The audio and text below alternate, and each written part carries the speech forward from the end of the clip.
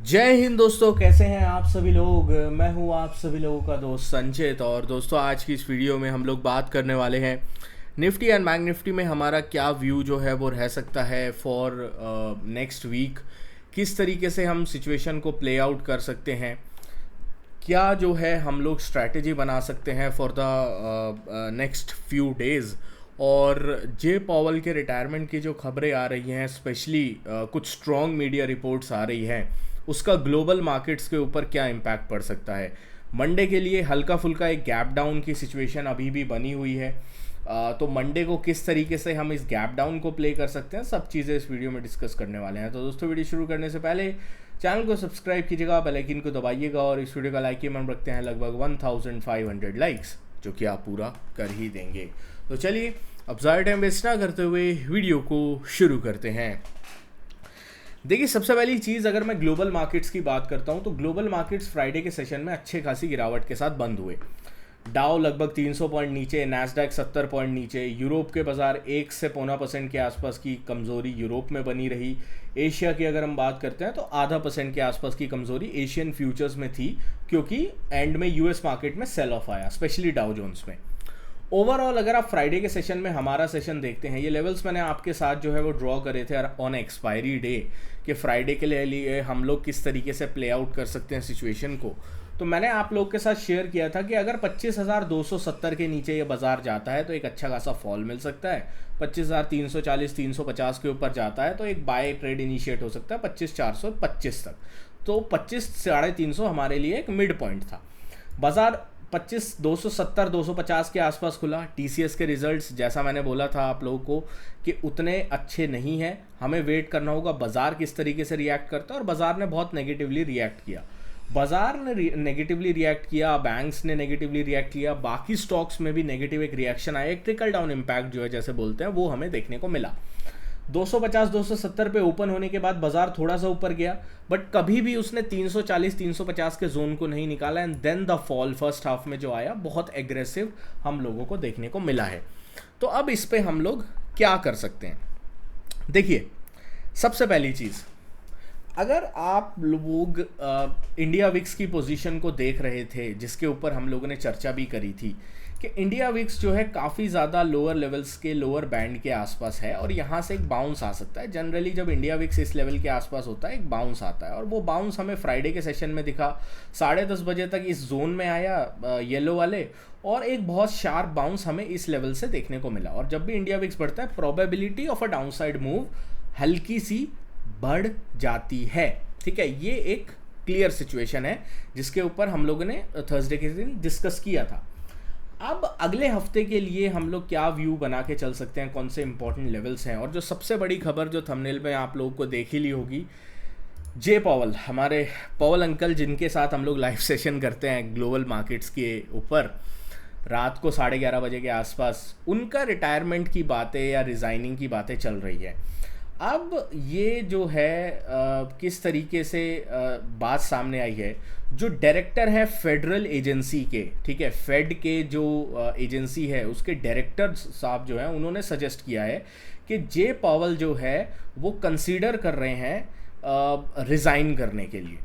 अब वो रिज़ाइन के लिए क्यों कंसिडर कर रहे हैं, क्योंकि सबसे बड़ा उनके ऊपर प्रेशर जो क्रिएट करा जा रहा है वो डोनाल्ड ट्रंप की तरफ से किया जा रहा है। डोनाल्ड ट्रंप ने इस बात पे ट्वीट भी किया है, और ट्वीट करके उन्होंने कहा है अगर जे पावल जो है फेड के चेयरमैन रिटायरमेंट लेते हैं तो ये बहुत बड़ी जीत होगी अमेरिका की, और इससे अमेरिका में एक इकोनॉमिक बूम आएगा। ठीक है, ऑनेस्टली पर्सनली मेरा व्यू अगर आप देखो तो जेरेमी पावल साहब ने बिल्कुल सही किया है कि उन्होंने रेट कट में अभी तक एग्रेसिवली वो नहीं गए हैं, क्योंकि अगर वो टैरिफ का जो इन्फ्लेशन का इम्पैक्ट है उसको प्ले आउट नहीं होने देंगे और उससे पहले रेट कट कर देंगे तो इकोनॉमी बहुत बुरे तरीके से गिर सकती है, अमेरिका की, ग्लोबल की, और उसके साथ साथ इंडिया पे उसका ट्रिकल डाउन इम्पैक्ट आएगा। तो ये अभी के लिए सिचुएशन है।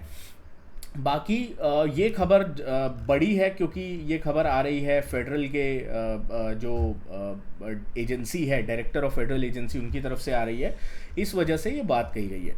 अब इस पे जेरम पॉवल का कोई ट्वीट नहीं आया, कोई अपडेट नहीं आया, बट हम लास्ट फ्यू दिनों से देख रहे हैं कि जेरम पॉवल जो है वो ऑलरेडी बोल रहे हैं कि भाई मैं तो अपना प्लान जो है वो सर्व आउट करूँगा।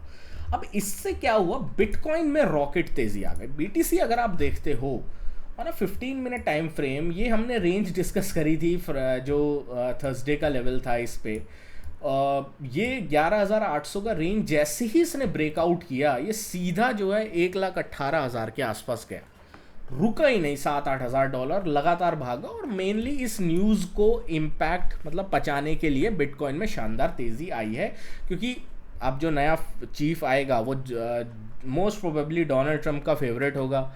डोनाल्ड ट्रंप जो उसे बोलेंगे रेट कट करना है, कब करना है, कैसे करना है, वो करेगा। और रेट कट होंगे तो डेफिनेटली जो एटलीस्ट एक बार के लिए तो मार्केट में, या जो एसेट्स हैं जो मेनली रेट से इम्पैक्ट होते हैं, जैसे गोल्ड हो गया, गोल्ड में भी आप देख सकते हो 1% की तेज़ी आई, बीटीसी हो गया, इनमें अच्छी तेज़ी जो है वो बन सकती है। बट क्या ज़रूरी है इसका इम्पैक्ट पॉजिटिव ही हो इक्विटी मार्केट्स पे?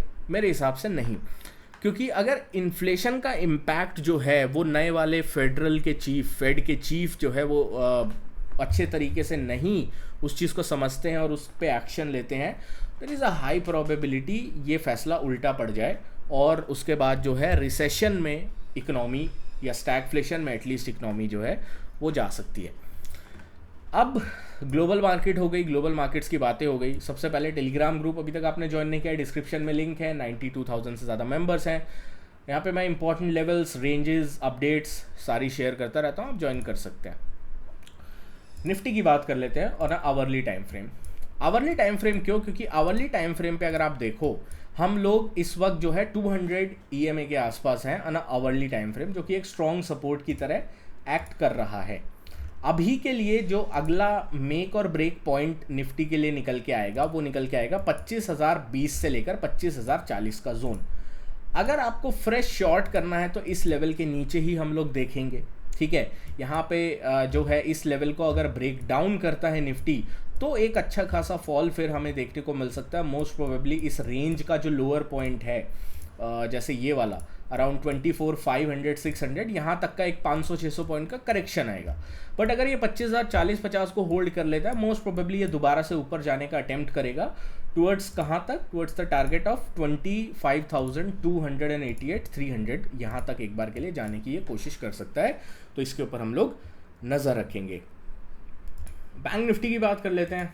बहुत सारे लेवल्स ड्रॉज हुए हैं, एक काइंड ऑफ चैनल पैटर्न बना था, अगर आप इधर देखते हो तो, ठीक है। इस साइड में चैनल पैटर्न बना था, उसके बाद ये ब्रेक डाउन हुआ, मार्केट नीचे आया, अब सपोर्ट के आसपास आके कंसोलिडेट कर रहा है।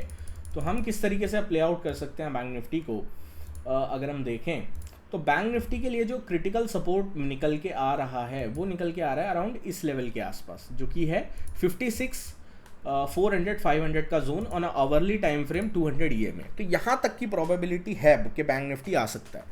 दिक्कत कहाँ होगी? अगर 56,450 के नीचे बैंक निफ्टी ट्रेड करना स्टार्ट करता है, that is going to be a weakness sign, और इसके बाद हम लोगों को जो है एक बड़ा डाउनफॉल जो है प्रोबेबली दिख जाएगा, और ये डाउनफॉल हमें लेके आ सकता है अराउंड 55,900-800 की तरफ। इसके ऊपर हम लोग ध्यान रखेंगे।